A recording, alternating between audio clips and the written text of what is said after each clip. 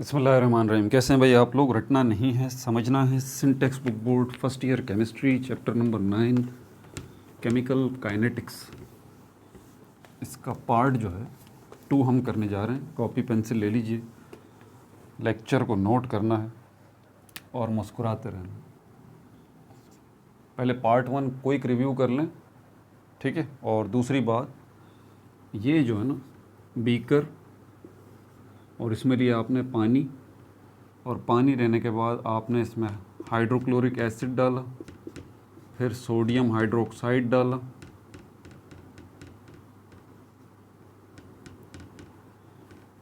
Sodium hydroxide डाला, और उससे क्या बना? उससे सोडियम क्लोराइड बना और वाटर बना H2O। ये इक्वेशन को मैंने इस तरह से करके लिख दिया। ये लाजमी कर लें, क्योंकि ये आपके सामने रहेगा ना बीकर, और इस तरह से ये केमिकल रिएक्शन होता हुआ तो आपको समझ में आएगी बात। यकीन करें मेरी बात का, वरना आपको केमिकल काइनेटिक्स जो है ना वो सर पे से गुज़र जाएगा, ठीक है। कोई रिव्यू कर लेते हैं। हम इस चीज़ पे ध्यान देते हैं कि यार कोई सवाल करे तो हम उसका जवाब आना चाहिए। कोई रिव्यू पार्ट 1 जो भी हमने सीखा। आपसे कोई पूछता है केमिकल काइनेटिक्स क्या है, आप बोलें कि ब्रांच है। फिर सवाल आता है किसकी ब्रांच है भाई, आप बोलें केमिस्ट्री की ब्रांच है। फिर वो पूछता है इसमें हम क्या स्टडी करते हैं, तो आप इसमें बताएं हम स्पीड को स्टडी करते हैं। फिर वो पूछता है किसकी स्पीड को, आप बोलें केमिकल रिएक्शन की स्पीड को। बस ये 4 बातें ख़ास तौर पे पिछली वीडियो के अंदर मैंने आपको समझाने की कोशिश की थी। केमिकल काइनेटिक्स केमिस्ट्री की एक ब्रांच है जिसके अंदर हम किस चीज़ को स्टडी करते हैं, केमिकल रिएक्शन की स्पीड को। एक तो ये बात मैंने बताई थी, ठीक है, जिसके 4 सवाल हो गए। दूसरी बात, फैक्टर्स। फैक्टर्स मतलब रीज़न, वजूहात। एक केमिकल रिएक्शन जो है वो तेज़ हो रहा है, दूसरा केमिकल रिएक्शन जो है वो स्लो हो रहा है। इसके पीछे वजह क्या है, ये बात मैंने पिछली वीडियो में बताई थी। इसके पीछे वजह है मिकदार, जिसको हम एक नाम देते हैं कंसंट्रेशन। कंसंट्रेशन, ये बात मैंने आपको बताई। इसका मतलब होता है मिकदार। मिकदार, क्वांटिटी। जैसे कि ये हाइड्रोक्लोरिक एसिड में अगर इसमें डाल दूं, आपसे पूछा जाता है कि भाई हाइड्रोक्लोरिक एसिड जो आपने डाला है वो कितना डाला है, ठीक है, कितना, हाउ मच, हाउ मच। तो आप 2-3 तरीके से ये बात बता सकते हैं कि आपने हाइड्रोक्लोरिक एसिड कितना डाला है। आप ये भी बोल सकते हैं 2 चम्मच जो है वो हाइड्रोक्लोरिक एसिड इसमें डाला है। आप ये भी बोल सकते हैं कि 200 ग्राम हाइड्रोक्लोरिक एसिड इसमें डाला है। और आप ये भी बोल सकते हैं कि इसके अंदर 2 मोल जो है वो हाइड्रोक्लोरिक एसिड जो है वो इसमें डाला है। तो गर्ज़ ये कि आपने हाइड्रोक्लोरिक एसिड जो इसके अंदर डाला है उसकी मिकदार, उसकी कंसंट्रेशन आप चम्मचों में भी बता सकते हैं कि 2 चम्मच हाइड्रोक्लोरिक एसिड डाला है। आप ग्रामों में भी बता सकते हैं कि 200 ग्राम हाइड्रोक्लोरिक एसिड डाला है। और आप मोल में भी बता सकते हैं कि 2 मोल हाइड्रोक्लोरिक एसिड इसमें डाला है। समझ आ गई बात? तो आपसे ये पूछा जाता है कि हाइड्रोक्लोरिक एसिड की कंसंट्रेशन बता दें, तो आपसे मिकदार पूछी जा रही है। और आपका जवाब चम्मचों में नहीं होगा, ग्रामों में नहीं होगा, बल्कि किस में होगा? मोल में होगा, मोल में होगा। और अगर आप किसी भी चीज़ की मिकदार को, कंसंट्रेशन को मोल में बता रहे हैं, तो असल में आप क्या बता रहे हैं? ये मोलर कंसंट्रेशन बता रहे हैं। मोलर कंसंट्रेशन ये आप बता रहे हैं। तो अब मैं आपसे सवाल करता हूँ कि भाई ये जो सल्यूशन है इसके अंदर हाइड्रोक्लोरिक एसिड की मुझे मोलर कंसंट्रेशन बता दें, तो मैं दूसरे लफ्ज़ों में आपसे क्या जानना चाहता हूँ कि आप मुझे मोल्स में बता दें कि हाइड्रोक्लोरिक एसिड के कितने मोल इसमें डाले गए। अगर मैं आपसे बोलता हूँ कि सोडियम हाइड्रोक्साइड की मोलर कंसंट्रेशन बता दें, तो दूसरे लफ्ज़ों में मैं आपसे ये जानना चाहता हूँ कि सोडियम हाइड्रोक्साइड के कितने मोल आपने इसमें डाले हैं। और जब ये दोनों चीज़ें पानी में पहुंच जाती हैं, हाइड्रोक्लोरिक एसिड और सोडियम हाइड्रोक्साइड, तो आपको पता है कि हाइड्रोक्लोरिक एसिड जो है वो हाइड्रोजन आयन और क्लोराइड आयन में कन्वर्ट हो जाता है, सोडियम हाइड्रोक्साइड जो है वो सोडियम आयन और हाइड्रोक्साइड आयन में कन्वर्ट हो जाता है, और फिर इनके दरमियान जो रिएक्शन होता है उसको हम न्यूट्रलाइजेशन रिएक्शन कहते हैं, क्योंकि एक एसिड है दूसरा बेस है, और इसके नतीजे में जो चीज़ बनती है वो क्या बनती है, ये क्लोराइड आयन सोडियम आयन से मिलके सोडियम क्लोराइड बनाता है, और ये हाइड्रोजन आयन हाइड्रोक्साइड आयन से मिलके वाटर बनाता है। तो अब मैं आपसे कंसंट्रेशन अगर पूछूं सोडियम क्लोराइड की, कि सोडियम क्लोराइड की कंसंट्रेशन बता दीजिए, तो आप मुझसे बोलेंगे सर कंसंट्रेशन आप किस में जानना चाहते हैं? आप चम्मचों के हिसाब से जानना चाहते हैं, आप ग्रामों के हिसाब से जानना चाहते हैं, या आप मोल्स के हिसाब से जानना चाहते हैं? तो मैं आपसे कहूँगा कि मुझे मोल्स के हिसाब से सोडियम क्लोराइड की कंसंट्रेशन बता दीजिए जो इसमें पैदा हुआ है। दूसरे लफ्ज़ों में मैं आपसे बोलूँगा मुझे मोलर कंसंट्रेशन बता दीजिए सोडियम क्लोराइड की जो इसके अंदर पैदा हुआ है। तो ये बात है सारी की सारी।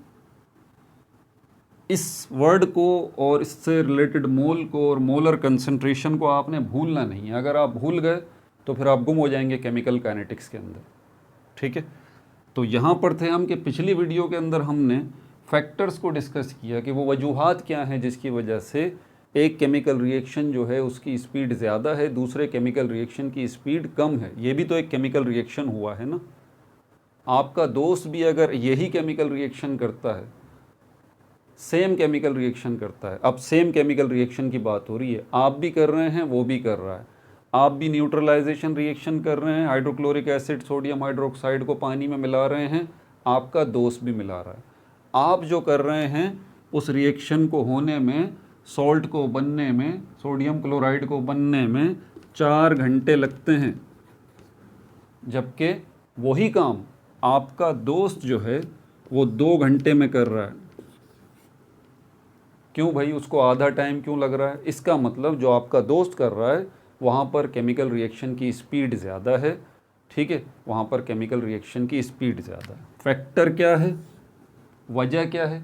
इसके पीछे वजह है कंसंट्रेशन, मिकदार, कि उसने जो मिकदार ली है, उसने जो कंसंट्रेशन ली है, उसने जो मोलर कंसंट्रेशन ली है, उसने जो मोल लिए हैं हाइड्रोक्लोरिक एसिड और सोडियम हाइड्रोक्साइड के, वो मोल ज़्यादा लिए हैं। आपने इनके मोल जो है वो 2 मोल लिए थे इसके और 2 मोल लिए थे सोडियम हाइड्रोक्साइड के। आपके दोस्त ने 10 मोल इसके लिए हैं हाइड्रोक्लोरिक एसिड के, और 10 मोल उसने सोडियम हाइड्रोक्साइड के लिए हैं। तो स्पीड जो उसकी केमिकल रिएक्शन की बढ़ गई, जिसकी वजह से उसको 2 घंटे लगे। उस स्पीड के बढ़ने के पीछे जो फैक्टर है, जो वजह है, वो क्या है? वो कंसंट्रेशन है, वो मोलर कंसंट्रेशन है। इसके ऊपर हमने बात ख़त्म की थी। और तीसरी बात कि स्पीड ऑफ केमिकल रिएक्शन की अगर हम बात करें तो तीसरी बात, स्पीड का मतलब यहाँ पर क्या है? यहाँ पर हमारे पास जो है वो रेट है। जब आपसे रेट बोला जाए तो आपसे स्पीड बोला जा रहा है। इस पे हमने बात ख़त्म की थी। चौथी बात इसके अलावा जो हमने की थी, अब आप बोलेंगे सर बात ख़त्म ही नहीं हो रही, पिछली वीडियो की अगली वीडियो की तो बात करें। भाई ऐसे नहीं बढ़ सकते ना, पिछली वीडियो के ज़रा आप देखें, कोई रिव्यू हो रहा होगा ना आपको, अब ये अगली बात समझ आएगी, वरना समझ ही नहीं आएगी ना। चौथी बात जो इसके अंदर हमने देखी थी वो मैथमेटिकल डेरिवेशन थी। हमने बाकायदा फार्मूला ड्राइव किया था, ठीक है, हमने फार्मूला ड्राइव किया था।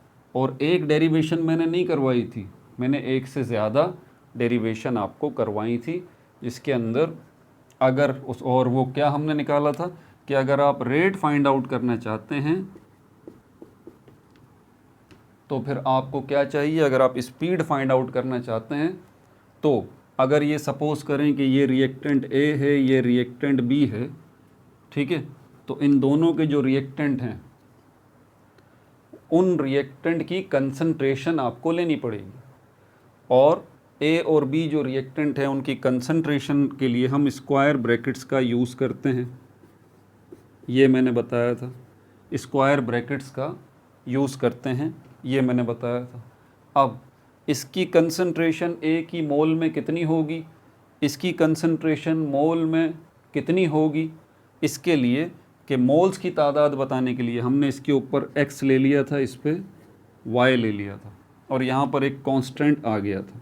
तो ये रेट आपका इस तरह से रेट फाइंड आउट करना है अगर आपने, या आपको स्पीड फाइंड आउट करनी है केमिकल रिएक्शन की, तो फिर आपको उसके लिए एक फार्मूला चाहिए। ये रहा रेट का स्पीड का फार्मूला। और ये फार्मूला अप्लाई करने के बाद आपको क्या चाहिए, जो दो रिएक्टेंट हैं उनमें से एक रिएक्टेंट जो है उसकी मोलर कंसंट्रेशन ले लीजिए, दूसरे रिएक्टेंट की भी मोलर कंसंट्रेशन ले लीजिए।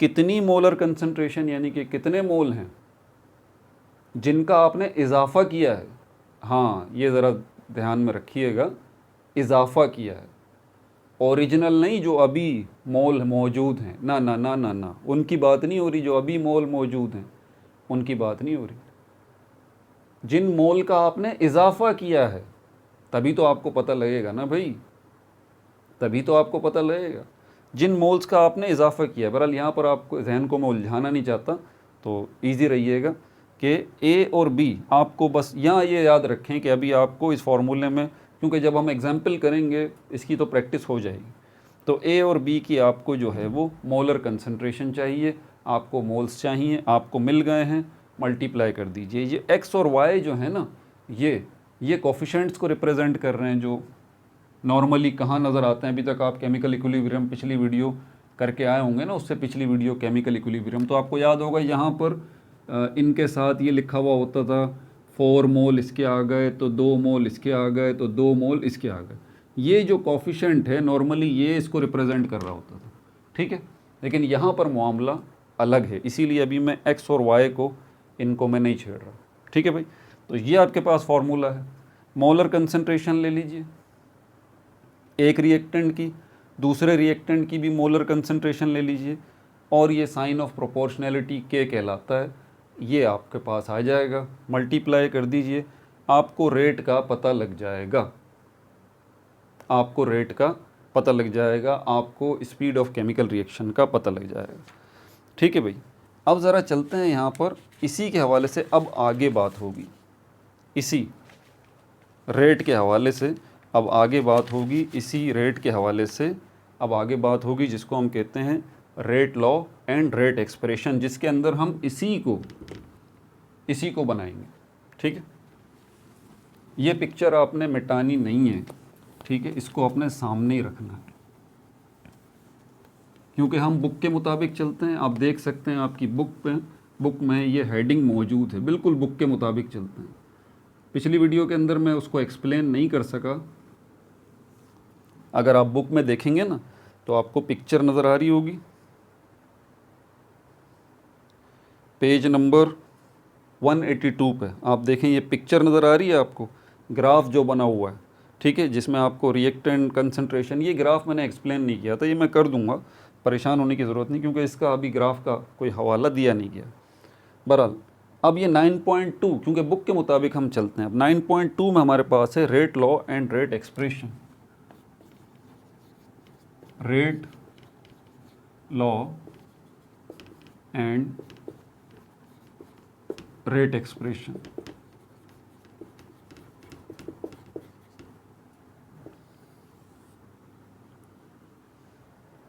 मैंने आपको अभी एक बात बताई है, क्या बताया मैंने, जितनी मिकदार आप बढ़ा देंगे उतनी स्पीड केमिकल रिएक्शन की बढ़ जाएगी। अभी आपने देखा ना हाइड्रोक्लोरिक एसिड और सोडियम हाइड्रोक्साइड वाली मिसाल मैंने आपकी और आपके दोस्त की दी है, उसमें मैंने आपको बताया है कि एक केमिकल रिएक्शन आप कर रहे हैं, एक केमिकल रिएक्शन आपका दोस्त कर रहा है। आप जो है वो केमिकल रिएक्शन कर रहे हैं जिसमें हाइड्रोक्लोरिक एसिड सोडियम हाइड्रोक्साइड को रिएक्ट करा रहे हैं, पानी के अंदर न्यूट्रलाइजेशन का रिएक्शन हो रहा है, सोडियम क्लोराइड बन रहा है। आप टाइम ले रहे हैं 4 घंटे, आपका दोस्त टाइम ले रहा है 2 घंटे। वजह क्या है? वजह है कंसंट्रेशन, कि उसने ज़्यादा कंसंट्रेशन ली है हाइड्रोक्लोरिक एसिड की, सोडियम हाइड्रोक्साइड की, उसने ज़्यादा मिकदार ली है हाइड्रोक्लोरिक एसिड की, सोडियम हाइड्रोक्साइड की, उसने ज़्यादा मोल लिए हैं हाइड्रोक्लोरिक एसिड की, सोडियम हाइड्रोक्साइड की। तो बस बात साबित हो गई, कोई मसले की बात नहीं है। केमिकल काइनेटिक्स के अंदर हम अगर स्पीड केमिकल रिएक्शन की देखते हैं तो उसका फैक्टर उसका रीज़न हमें पता लग चुका है, वो है मोलर कंसंट्रेशन। रिएक्टेंट की मोलर कंसंट्रेशन जितनी ज़्यादा होगी उतना ही ज़्यादा केमिकल रिएक्शन की स्पीड होगी। अब देखें ये बात मैंने बोली है ना, क्या बोला है मैंने, concentration of reactant the higher the concentration, ये यूं कर लें इसको। अब देखें जो बात मैंने बोली है उसी को मैं यहां लिख रहा हूं, the higher the concentration of reactant the more speed, बिल्कुल टू द पॉइंट आसान लफ्ज़ों में ले रहा हूँ। अब इसी स्टेटमेंट में हम थोड़ी सी रद्दोबदल करेंगे, इसी स्टेटमेंट में हम थोड़ा सा चेंज लेके आएंगे। क्या चेंज लेके आएंगे, अब देखें ज़रा, the higher the concentration of reactant, ये बात समझ में आ गई, मतलब कंसंट्रेशन जो रिएक्टेंट की है उसको आप हाई कर दें, उसकी मिकदार को हाई कर दें। द मोर स्पीड, अब इसी बात को देखें, मैं यहाँ इसमें क्या चेंज करता हूँ, the higher the molar concentration. देखा अब कंसंट्रेशन, क्योंकि कंसंट्रेशन क्लियर नहीं है भाई, मिकदार किस में है, चम्मचों में है, ग्राम में है या मोल्स में है, अब क्लियर हो रहा है। The higher the molar concentration of reactants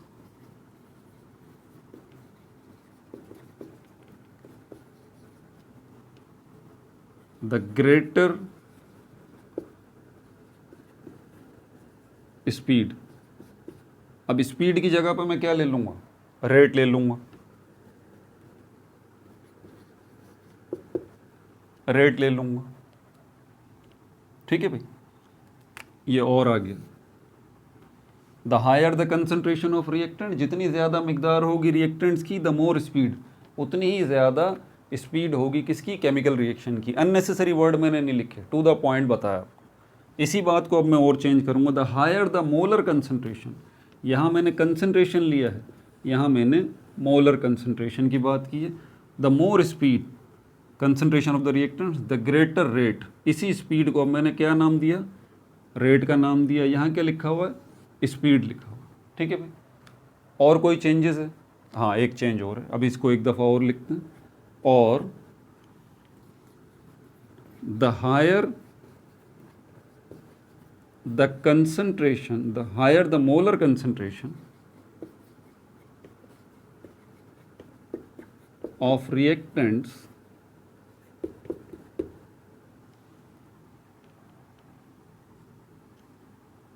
the higher the product of the molar concentration। हाँ यहाँ थोड़ा चेंज आएगा, the higher the product of the molar concentrations, और यही है law, the higher the product of molar concentration of reactants the greater would be the rate। अब क्या change आ गया, अब ये चेंज आ गया, जितना ज़्यादा रिएक्टेंट्स की मोलर कंसंट्रेशन का प्रोडक्ट होगा उतना ज़्यादा ही रेट ऑफ द रिएक्शन होगा, उतना ज़्यादा ही speed of the chemical reaction होगा। अब यही है आपका लॉ, इसी को हम कहते हैं रेट लॉ, यही रेट लॉ कहलाता है, यही क्या है, रेट लॉ कहलाता है। मैथमेटिकली इसको हम कैसे लिख सकते हैं,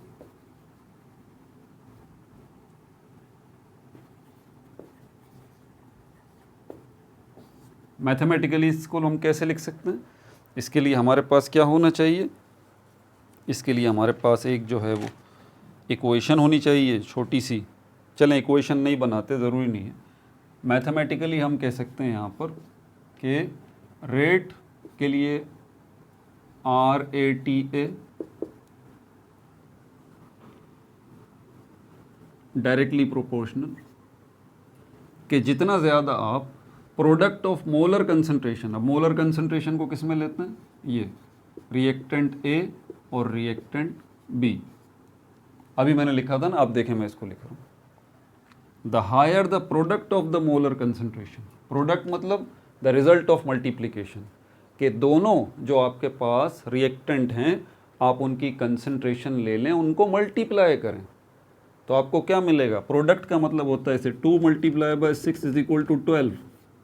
तो ये 12 जो है रिजल्ट ऑफ मल्टीप्लिकेशन है ना, तो ये 12 क्या है?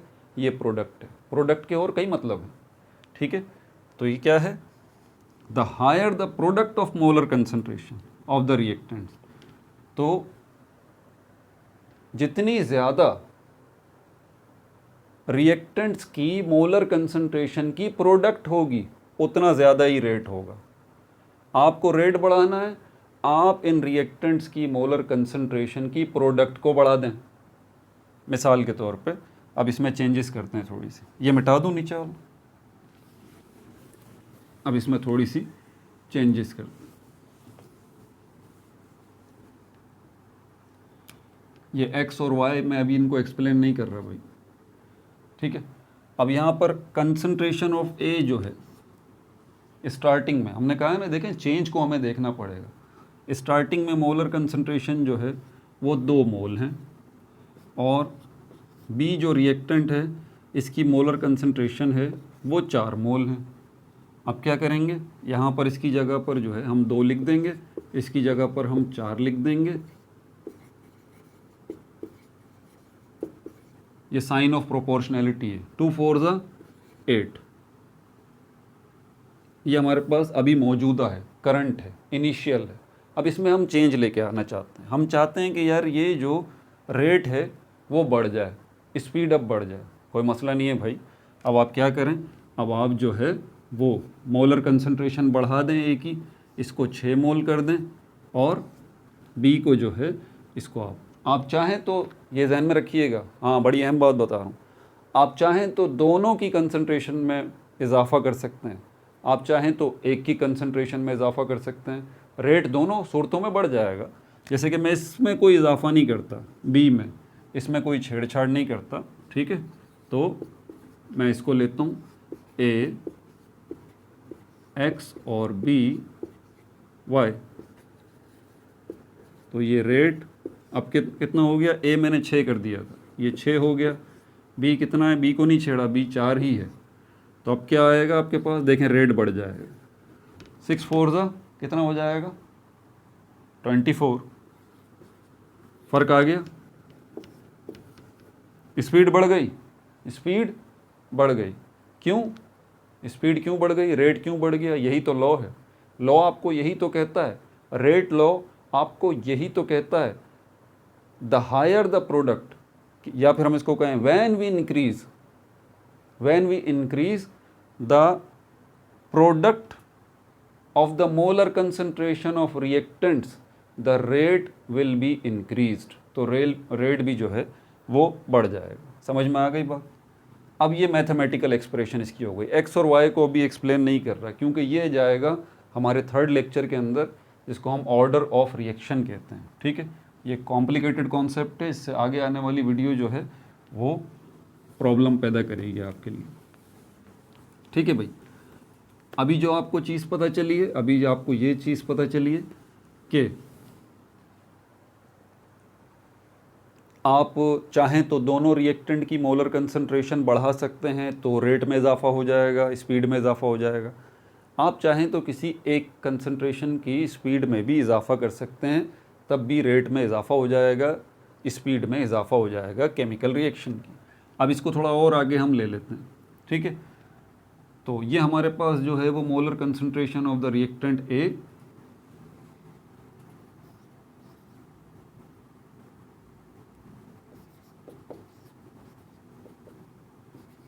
Molar concentration of reactant A, और ये molar concentration of reactant B, ठीक है भाई। अब साइन ऑफ प्रोपोर्शनैलिटी जब ख़त्म करते हैं तो आपको पता है एक प्रोपोर्शनैलिटी कांस्टेंट आता है और इक्वल का साइन आ जाता है, वो है के। तो ये आपकी डेरिवेशन हो गई, ठीक है। आपको दोनों चीज़ें मैंने बता दी हैं। आपको मैंने रेट लॉ भी बता दिया, भूल तो नहीं गए रेट लॉ भाई, भूलिएगा नहीं rate law, the higher the greater, या फिर रेट लॉ क्या कहता है, if we increase the concentration of the product of reactants the rate will be increased of the chemical reaction. ये है रेट लॉ। और फिर क्या बोल रहा है, रेट एक्सप्रेशन, रेट एक्सप्रेशन का मतलब है फॉर्मूला मैथमेटिकली, तो ये आ गया फॉर्मूला, ठीक है।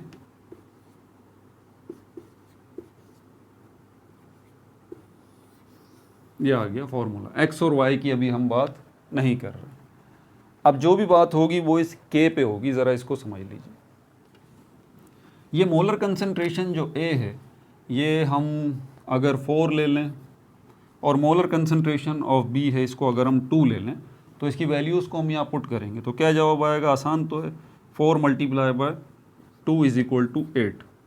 ये एक्स और वाई ये पावर्स को रिप्रेजेंट कर रहे हैं। सपोज करते हैं एक्स भी 1 के बराबर है और वाई भी जो है वो 1 के बराबर है, इसको नहीं छेड़ते, ये 1 1 है तो कोई फ़र्क नहीं पड़ेगा, तो ये आपके पास जवाब आ गया, ठीक है भाई। तो इसके ऊपर भी कोई ना कोई स्पीड होगी, इसके ऊपर भी कोई ना कोई स्पीड होगी। अच्छा, अगर मैं इसको चेंज कर दूं, molar concentration of reactant of A अगर इसको 2 कर दूं, इसको मैं 2 ही रहने दूं, तो क्या होगा, ये 8 जो है वो याद रहे रेट को रिप्रेजेंट कर रहा है, स्पीड को रिप्रेजेंट कर रहा है, तो यहाँ क्या जवाब आएगा, 2 मैंने कर लिया है। अब मोलर कंसंट्रेशन ऑफ ए जो है मैंने 2 ले ली है, तो यहाँ 2 आ गया और जवाब आपका आ गया 4, ठीक है। अगर मैं इसको 2 नहीं करता, इसको मैं 4 ही रहने देता हूँ, इसको मैं 2 के बजाय 4 कर देता हूँ, तो फिर आपका जवाब क्या आ जाएगा, 4 multiply by 4 is equal to 16। अब ज़रा ध्यान से बात सुनिएगा, तो आप जो मोलर कंसंट्रेशन में तब्दीली लेके आ रहे हैं, ठीक है, तो उससे रेट पे फ़र्क पड़ रहा है नहीं पड़ रहा, पड़ रहा। अगर आप मोलर कंसंट्रेशन ले लें 1 रिएक्टेंट ए की और रिएक्टेंट बी की भी मोलर कंसंट्रेशन ले लें 1, 1 को 1 से मल्टीप्लाई करेंगे, क्या जवाब आएगा, 1 आएगा। ये जवाब आपका क्या है, रेट है ना। यहीं पर इसको आपने 1 ले लिया, इसको भी आपने 1 ले लिया, तो रेट आपका क्या आएगा, रेट आपका 1 मल्टीप्लाई बाय 1 1 आएगा, ठीक है। और 1 आपको पता है लिखते नहीं है, तो रेट आपका किसके बराबर हो जाएगा, 1 के बराबर हो जाएगा। रेट आपका किसके बराबर हो जाएगा, के बराबर हो जाएगा। ये बात आपको समझ में आई, ये तो आपने सुनी होगी एकेडमीज़ में, कोचिंग में, कॉलेजेस में, कि भाई इस तरह से ये रेट जो है वो 1 के बराबर हो जाएगा अगर हम 1 1 ले लें। तो आप ज़रा इस बात को समझिए ईजीली। ये साइन ऑफ प्रोपोर्शनैलिटी, ये प्रोपोर्शनैलिटी कांस्टेंट, ये आपको जगह जगह नज़र आता है। ये आपको केमिस्ट्री में, फिज़िक्स में जब भी आप डेरिवेशन कर रहे होते हैं यार, ये जो है ना घूम फिर के आ जाता है, ये घूम फिर के आ जाता है। पता नहीं क्या मुसीबत है ये, पता नहीं क्या मुसीबत है ये, पता है क्या है ये, आप इसको भूल जाएं अभी, ये भूल जाएं, मैं आपको केमिकल काइनेटिक्स पढ़ा रहा हूँ, बड़ी आसान सी बात बताता हूँ, भूल जाएं इसको। आप फूड इंस्पेक्टर हैं, ठीक है, आपका काम है ट्रक को चेक करना कि इसमें कितने एप्पल्स भर के जा रहे हैं। एक फैक्ट्री के अंदर आप फूड इंस्पेक्टर हैं, उस फैक्ट्री का काम है कि भाई ट्रकों के अंदर एप्पल्स लोड करने हैं और ट्रक के ट्रक अब जाएंगे। आप चाहते हैं कि यार ये जो ट्रक जा रहे हैं क्या इनके अंदर सारे एप्पल्स पूरे हैं या नहीं हैं। अब आपके सामने ट्रक कितने खड़े हैं, ध्यान से बात सुनिएगा, आपके सामने ट्रक खड़े हैं 200, अल्लाह की पनाह 200 ट्रक खड़े हैं, 200 ट्रक खड़े हैं। अब आप बोलेंगे यार ये तो 200 ट्रक के अंदर क्या करेंगे, घुस के क्या हर एक ट्रक के अंदर एप्पल्स के बॉक्सेस खोल खोल के आप चेक करेंगे, आपकी तो ज़िंदगी गुजर जाएगी, वो 200 ट्रक के एप्पल आप काउंट नहीं कर सकते भाई। अब आप क्या सोचेंगे, आप बोलेंगे यार अगर मुझे एक का पता लग जाए, एक ट्रक का, तो फिर मसला ख़त्म हो गया कि एक ट्रक के अंदर कितने एप्पल्स हैं, सपोज करते हैं कि एक ट्रक के अंदर 100 एप्पल हैं, 100 एप्पल्स हैं एक ट्रक के अंदर। अब टोटल ट्रक कितने हैं? अब आप बोलेंगे मेरे लिए बड़ी आसानी हो गई, क्योंकि मुझे पता है कि अगर एक ट्रक में 100 एप्पल्स हैं तो दूसरे में भी 100 होंगे, तीसरे में भी 100 होंगे, चौथे में भी 100 होंगे। अब मेरे लिए बड़ी आसानी हो गई, मुझे टोटल काउंट करने में आसानी हो गई ना, ज़िंदगी आसान हो गई। क्योंकि आपको पता है कि एक ट्रक के अगर मुझे एप्पल्स पता लग जाएं तो बाकी 200 ट्रक हों, 2000 ट्रक हों, 2 लाख ट्रक हों, मसला ही नहीं है भाई, ज़िंदगी आसान हो गई। एक ट्रक का पता लग गया कि आपको उसमें कितने एप्पल्स हैं, 100। टोटल ट्रक कितने हैं आपके? 200 ट्रक हैं। 200 ट्रक हैं, एक ट्रक में 100 एप्पल हैं। टोटल एप्पल कितने होंगे? मल्टीप्लाई कर दीजिए, 200 को 100 से मल्टीप्लाई कर दीजिए। 0 0 0 0 0 0 1 0 ज़ा 0 1 0 ज़ा 0 1 2 ज़ा 2 0 0 0 0 0 सॉरी 1 2 3 0 4 और ये कितने हो गए भाई? 20,000 20,000 हो गए।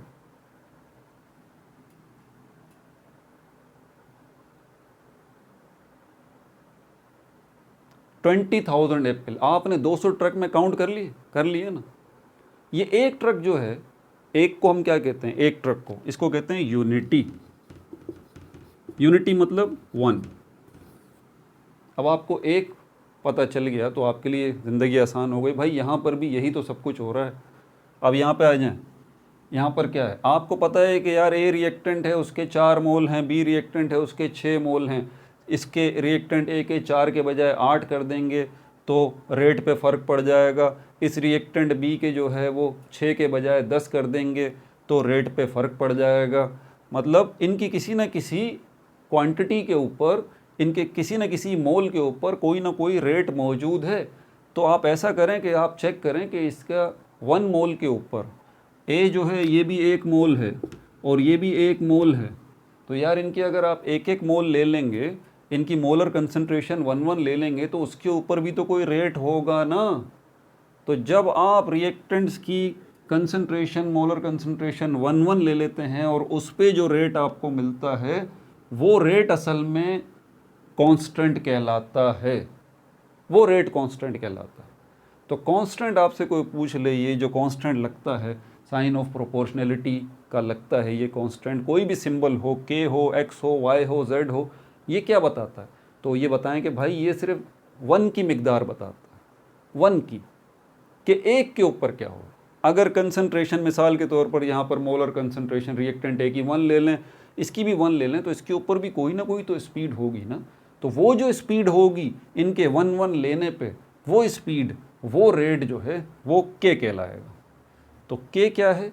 वो रेट है। अब देखें के की बात आ गई। के क्या है? वो रेट है। के क्या है? That rate speed when molar concentration of all reactants, जितने भी रिएक्टेंट हो, यहाँ तो हमने 2 देखे हैं ना, 2 रिएक्टेंट हैं, 3 रिएक्टेंट भी हो सकते हैं, 4 रिएक्टेंट भी हो सकते हैं, ABCD हो सकता है, ठीक है। The rate speed when molar concentration of all reactants is equal to 1 is called K. तो के जो है वो रेट ही है, के जो है वो स्पीड ही है ऑफ द केमिकल रिएक्शन। लेकिन किसके ऊपर? जब आप मोलर कंसंट्रेशन 1 लेते हैं, ठीक है, सारे रिएक्टेंट्स की। अच्छा, अब इसको एक और कुछ और नामों से भी पुकारा जाता है इस के को, वो भी ज़रा समझ लीजिएगा आप।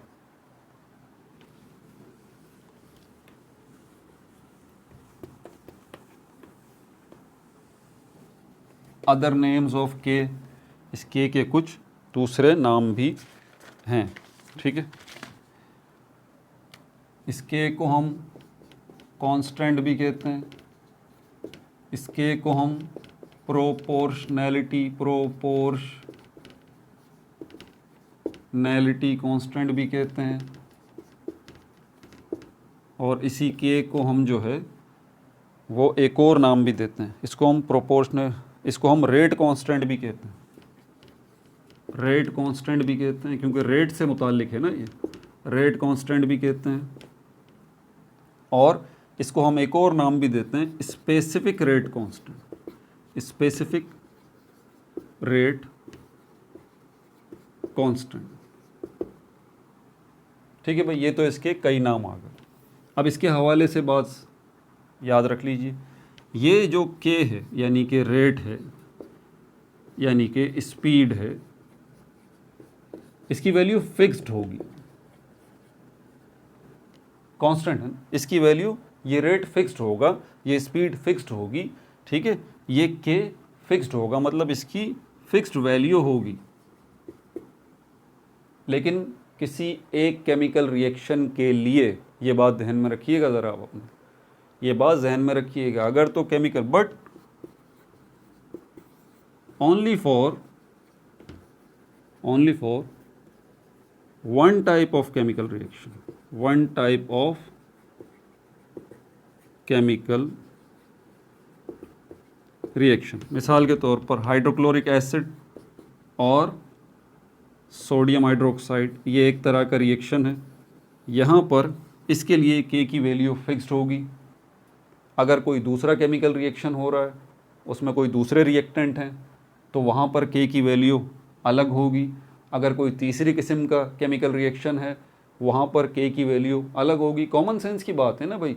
अब ज़रूरी थोड़ी है 1 मोल 1 मोलर कंसंट्रेशन जो रिएक्टेंट की है इनकी, 1 मोलर कंसंट्रेशन जो रिएक्टेंट की है इनकी, और उसके ऊपर जो स्पीड मिल रही है केमिकल रिएक्शन की, जो रेट मिल रहा है, जो के मिल रहा है, वो किसी दूसरे रिएक्टेंट की ज़रूरी थोड़ी है 1-1 मोल पे मिले आपको। सपोज़ करते हैं अगर 1 मोल जो है वो आप हाइड्रोजन गैस का ले लेते हैं, 1 मोल ऑक्सीजन गैस का ले लेते हैं, तो क्या यहाँ पर भी जो है वो इसकी के की वैल्यू भी वही होगी जो यहाँ पर इस केमिकल रिएक्शन की के की वैल्यू होगी?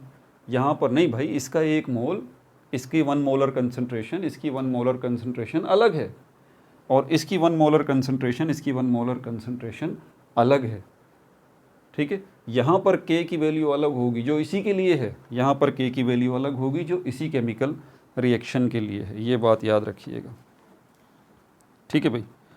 अच्छा, और क्या है इसके अंदर? और इसके अंदर जो है एक एग्जाम्पल भी है, एग्जाम्पल 9.1 भी है, और जो है एक सेल्फ असेसमेंट भी है। तो एग्जाम्पल 9.1 देख लेते हैं।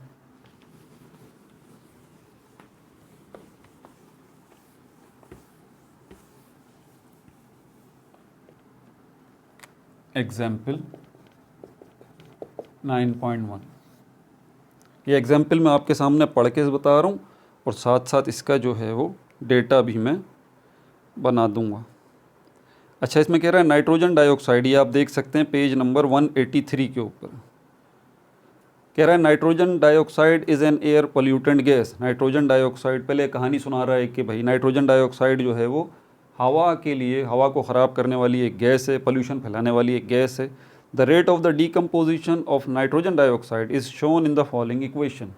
अब ये नाइट्रोजन डाइऑक्साइड जो है, ये गैस, ये क्या हो रही है? डीकम्पोज हो रही है, और नाइट्रिक ऑक्साइड में ये कन्वर्ट हो रही है। नाइट्रिक ऑक्साइड एक दूसरी गैस में ये कन्वर्ट हो रही है, और ऑक्सीजन गैस में ये कन्वर्ट हो रही है। डीकम्पोज का मतलब होता है टूटना। यहाँ पर कोई दूसरा रिएक्टेंट नहीं है, यही एक है, और यही जो है वो डीकम्पोज होके ये 2 प्रोडक्ट बना रही है। ठीक है भाई। अच्छा, आगे क्या बोल रहा है? इन एन एक्सपेरिमेंट, अब एक एक्सपेरिमेंट हो रहा है।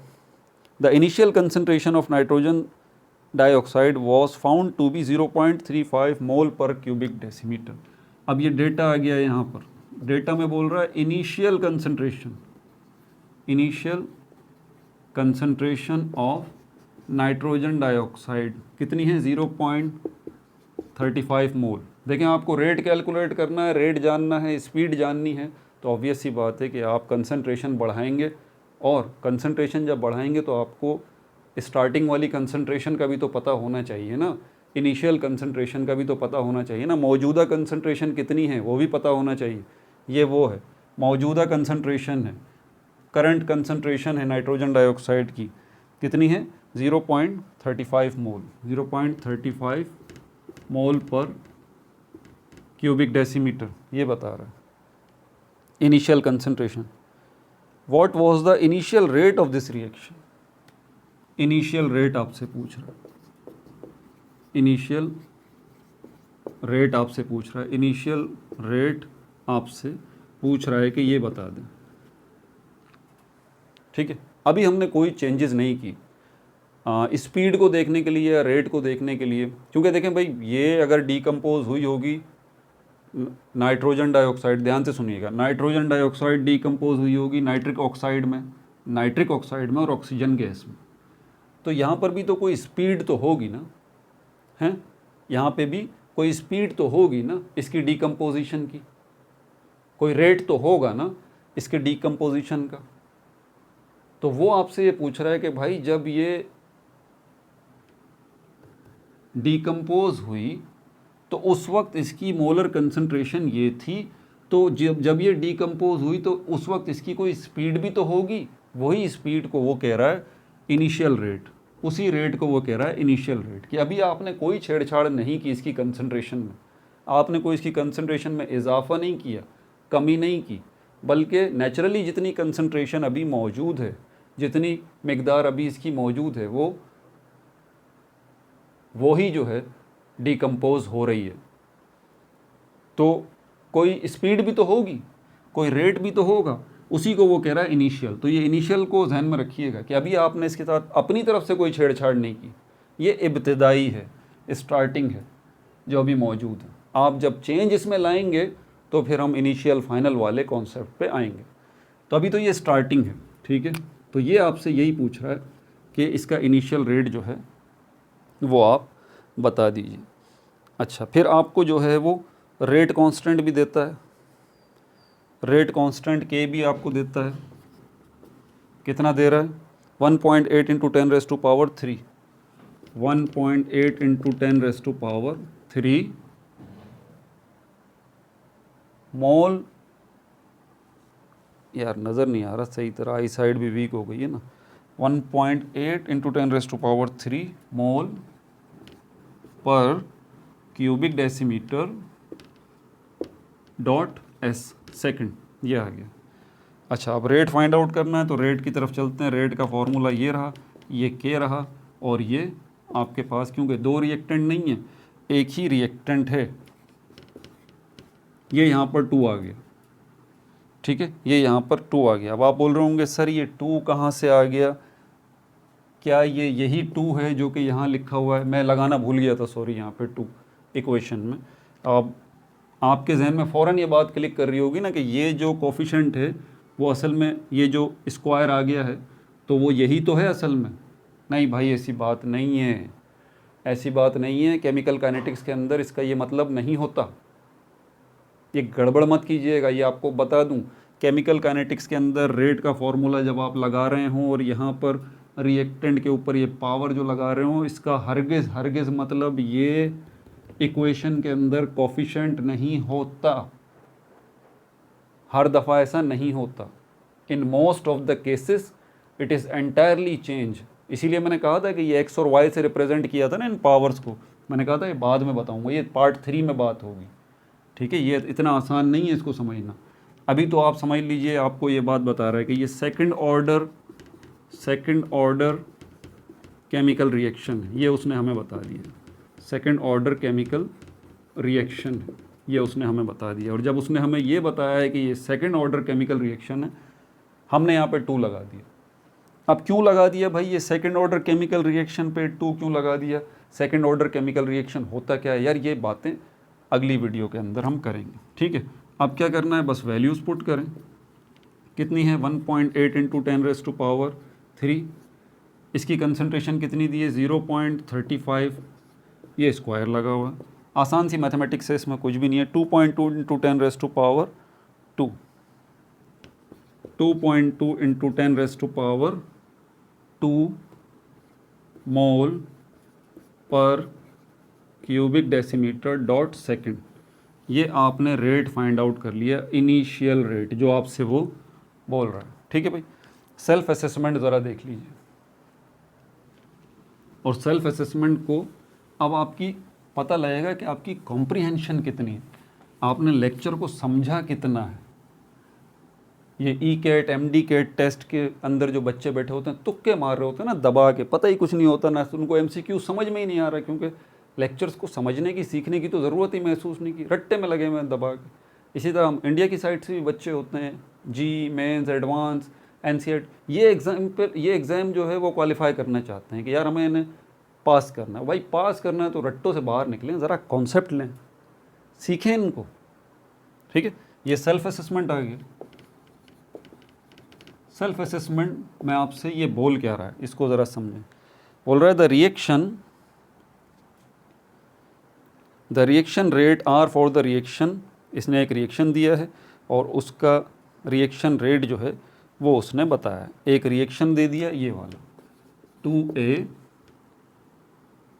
+ B और ये हो गया हमारे पास A2B, ये प्रोडक्ट बन गई, ये रिएक्टेंट है, ठीक है। और इसने जो है वो एक्सप्रेशन भी इसकी दे दी है क्या, कि रेट जो है, या R सिर्फ ले लें, रेट जो है इसमें K आ जाएगा, A आ जाएगा, K A के ऊपर स्क्वायर आ गया और ये B, ये इसने हमें दे दिया, ठीक है भाई। आगे क्या करना है, अब वो आपसे कुछ सवालात कर रहा है। वो बोल रहा है कि ये इक्वेशन देख लीजिए, ये इक्वेशन आप देख लीजिए, ठीक है, और ये रेट एक्सप्रेशन भी देख लीजिए। अब आपसे पहला सवाल वो कर रहा है क्या, विल K इंक्रीज़, K जो है इंक्रीज़ हो जाएगा, K जो है वो इंक्रीज़ हो जाएगा, K इंक्रीज़ होगा, डिक्रीज़ होगा, या अनचेंज्ड ये रहेगा। इफ़ अगर K की वैल्यू का बोल रहा है, क्या K की वैल्यू बढ़ जाएगी, घट जाएगी, या उसमें कोई चेंजेस नहीं आएगा। इफ़ अगर concentration of A is double, concentration of A double, अगर आप A की कंसंट्रेशन को डबल कर दें, A की मिकदार को डबल कर दें, इसकी मोलर कंसंट्रेशन को बढ़ा दें, तो क्या A की वैल्यू जो है वो बढ़ जाएगी, या A की वैल्यू वो घट जाएगी, या K की वैल्यू जो है वो ना बढ़ेगी ना घटेगी बल्कि वैसी ही रहेगी। इसका आंसर देख लीजिए भाई, इसका आंसर देख लीजिए।